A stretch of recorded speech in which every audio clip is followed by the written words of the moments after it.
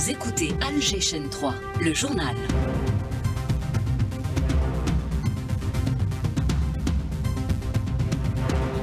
Bonjour Fatima, mesdames, messieurs, bonjour et soyez les bienvenus dans cette nouvelle édition. Au sommaire de la matinale de ce jeudi 10 avril, le président de la République, chef suprême des forces armées, ministre de la Défense nationale, Abdelmajid Tebboune, qui présente ses condoléances suite au décès du lieutenant-colonel Julem Lekhdar, chef d'état-major d'un bataillon d'infanterie relevant du secteur militaire d'Al-Oued en 4e région militaire. Condoléances également du général d'armée Saïd Chengriha. L'Algérie qui regrette la confirmation par les États-Unis de leur position, considérant le plan d'autonomie dans le cadre de la souveraineté marocaine comme seule solution au conflit du Sahara occidental. Il s'agit d'un processus de décolonisation, rappelle le ministère des Affaires étrangères. Les relations algéro-tunisiennes vivent leur âge d'or à la faveur de l'attention particulière accordée par les présidents des deux pays, affirme le ministre des Affaires étrangères, Ahmed Attaf, reçu par le président tunisien Kais Saïed, le chef de la diplomatie, envoyé spécial du président de la République. Nous évoquons également les provocations du gouvernement de transition malien qui continue de susciter des réactions, et puis les exactions sionistes qui se poursuivent, une trentaine de Palestiniens tombent martyrs dans des frappes sionistes, plusieurs zones de l'enclave palestinienne Gaza transformées en zone tampon. Les technologies agroalimentaires sont à l'honneur au salon Jazz Agro. Les partenariats entre entreprises étrangères et acteurs locaux occupent une place de choix portée par la relance de la production nationale. Et puis du sport, football avec cette qualification historique du CS Constantine pour les demi-finales de la Coupe de la CAF au détriment de l'autre représentant algérien, l'USM Alger, élimination du Moulia d'Alger en Champions League africaine de football après le nul devant les Sud-Africains d'Orlando Pirates.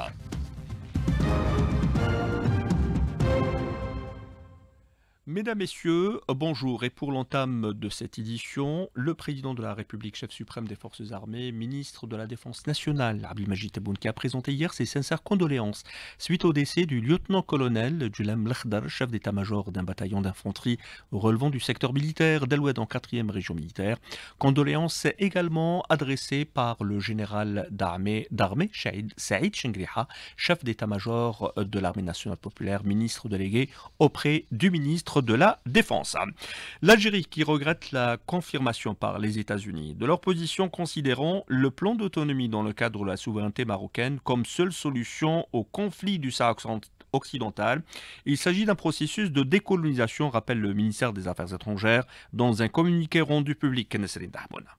Dans un communiqué diffusé ce mercredi par le ministère des Affaires étrangères, l'Algérie précise avoir pris connaissance de l'annonce du département d'État américain qui réaffirme son soutien au plan d'autonomie du Maroc au Sahara occidental occupé et sa prétendue souveraineté sur ce territoire comme seule solution au conflit dans la région. L'Algérie regrette la confirmation de cette position de la part d'un membre permanent du Conseil de sécurité dont il est normalement attendu qu'il témoigne d'un respect de la l'égalité internationale de manière générale et des résolutions du Conseil de sécurité de manière particulière.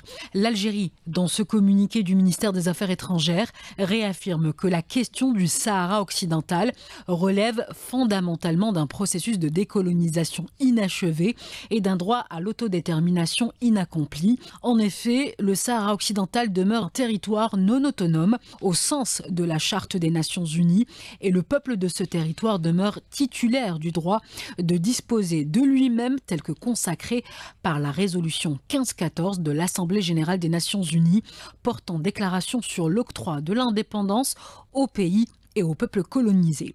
S'inscrire en dehors de ce cadre ne sert pas la cause du règlement de ce conflit, tout comme il n'altère en rien ses données fondamentales, telles que reconnues par l'Organisation des Nations Unies et ses principaux organes, dont l'Assemblée générale, le Conseil de sécurité et la Cour internationale de justice, précise toujours le communiqué du ministère des Affaires étrangères ce mercredi. Réaction du gouvernement de la République arabe sahraoui démocratique, la RASD exprime son profond regret envers, je cite, le parti pris de l'administration américaine en faveur des thèses expansionnistes marocaines. Sa diplomatie a réaffirmé son rejet de toute association ou de marchandage de la question du Sahara occidental en tant que question de décolonisation avec des positions ou alliances liées à d'autres questions. Dans le cadre de la visite officielle du ministre des Affaires étrangères en Tunisie en sa qualité d'envoyé spécial du président de la République, Ahmed Attaf, a été reçu à Tunis par le président tunisien Kais Saïed. Attaf a transmis un message du président de la République à son homologue tunisien concernant le développement des relations algéro-tunisiennes, lui faisant part de la satisfaction du président Abdelmajid Tebboune quant au haut niveau de coordination et de coopération bilatérale atteint Ahmed Attaf. Les relations algéro-tunisiennes connaissent aujourd'hui leur âge d'or grâce à l'attention constante et aux soins particuliers des deux chefs d'État.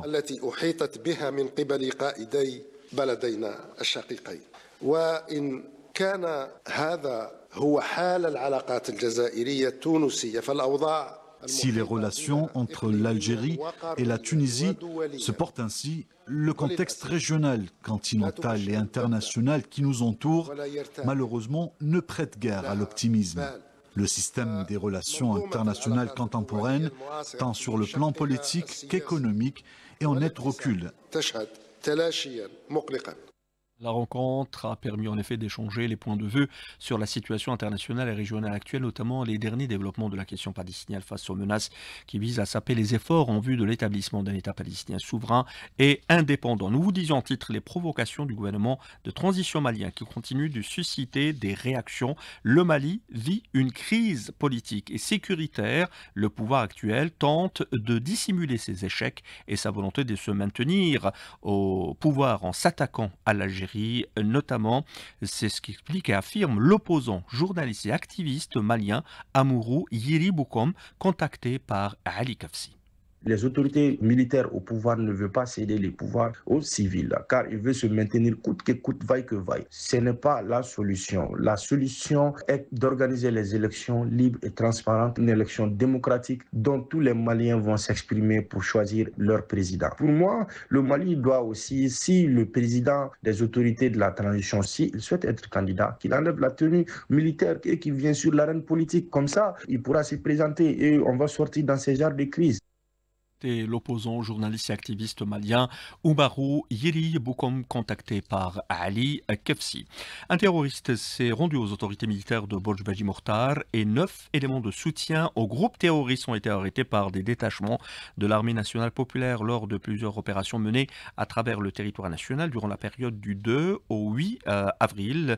Mise en échec également des tentatives d'introduction d'un quintal et 65 kg de kif traités provenant des frontières avec le Maroc. Les services de la gendarmerie nationale ont saisi au cours de l'année dernière plus de 26 tonnes de kif traités à près de 147 kg de cocaïne selon un bilan annuel publié par les mêmes services. Direction le Proche-Orient avec l'armée d'occupation sioniste qui continue ses exactions et ses bombardements. Une trentaine de Palestiniens tombés en martyrs hier mercredi. Les bombardements qui se poursuivent alors que de vastes zones de l'enclave palestinienne se sont transformées en zones tampons. Elles sont désormais sous contrôle sioniste. La situation humanitaire y est catastrophique. Aucune aide n'atteint la population qui manque de tout. Témoignage depuis Gaza du journaliste Ahmed Abou Shawishi répond à Liestalrini. Jusqu'à présent, les victimes continuent d'affluer vers les hôpitaux. Certains sont encore sous les décombres de leurs maisons détruites. La plupart des blessés ont été transportés vers les rares hôpitaux encore fonctionnels, notamment l'hôpital El Ahli dans le nord. Cet hôpital a lui-même été ciblé au début de l'agression. Les hôpitaux appellent désespérément à des dons de sang. Les personnes venues donner leur sang n'ont trouvé ni lieu disponible ni moyen pour le faire. De plus, nombre d'entre eux souffrent d'anémie, rendant la collecte de sang quasiment impossible. Cela reflète la catastrophe humanitaire qui sévit à Gaza. Les points de passage sont fermés depuis plus de 40 jours. Il n'y a ni nourriture, ni eau, ni médicaments, ni carburant pour faire fonctionner les générateurs dans les hôpitaux. Le Programme alimentaire mondial, l'OCHA et d'autres organisations internationales ont vu leur stock complètement épuisé. Il est 7h10 sur les ondes d'Alger 3, l'événement économique, le jazz agro avec cet intérêt certain et accordé pour le marché algérien agroalimentaire par les opérateurs étrangers. Les technologies agroalimentaires sont à l'honneur. Les partenariats entre entreprises étrangères et acteurs locaux occupent une place de choix portée par la relance de la production nationale, nous dit Maïssa Smail. De plus en plus de sociétés venues de Turquie, d'Italie, de France ou encore d'Allemagne voient dans l'Algérie un marché stratégique avec un potentiel de production locale en plein essor. Pour s'implanter durablement, ces entreprises misent d'abord sur la coopération avec les opérateurs algériens, comme nous le dit Yavouz Moumdjou, Project Manager chez Sezmak Makina. Nous fournissons aux industriels algériens des machines destinées à la fabrication et à l'emballage de divers produits agroalimentaires, tels que le lait, le fromage ou encore le ketchup. Nous sommes présents sur le marché avec 120 types de machines. Nous collaborons avec de grandes marques locales. Nos relations avec les partenaires sont solides, tant sur le plan technique que financier. Des partenariats qui sont très avantageux pour nous. Plusieurs représentants évoquent ainsi les avantages des collaborations déjà en cours, mais au-delà de la distribution, certains envisagent d'établir leurs unités de production locales. Bertrand Chargé, représentant de l'entreprise Chronos. Je connais l'Algérie depuis 1995. L'Algérie a beaucoup évolué depuis, notamment sur le point de vue industriel et surtout sur le point de vue du professionnalisme des gens. Et nous avons des projets qui sont encore à l'état de conception pour ouvrir notre propre société dans les machines de conditionnement. Dans les 12 mois qui viennent, nous pensons avoir ces structures qui soient complètement opérationnelles. Dans les grandes régions, sur la région algéroise certainement, ou peut-être dans la région sétifienne. Des partenariats gagnant-gagnant dans un contexte où l'Algérie cherche à renforcer sa souveraineté alimentaire et à moderniser son appareil de production. Au chapitre santé, le ministre de la Santé Abdelhak Sehi a tenu une réunion de coordination avec les membres de la commission centrale installée pour l'examen des statuts particuliers et des régimes indemnitaires des fonctionnaires du secteur. Il s'agit de fixer les démarches pratiques à même d'assurer la concertation continue avec les partenaires sociaux et recueillir les propositions. Et à propos de santé toujours, 27e salon international de la santé, il se poursuit à Oran. Notre correspondant permanent sur place, Mohamed Hamza Belmadani.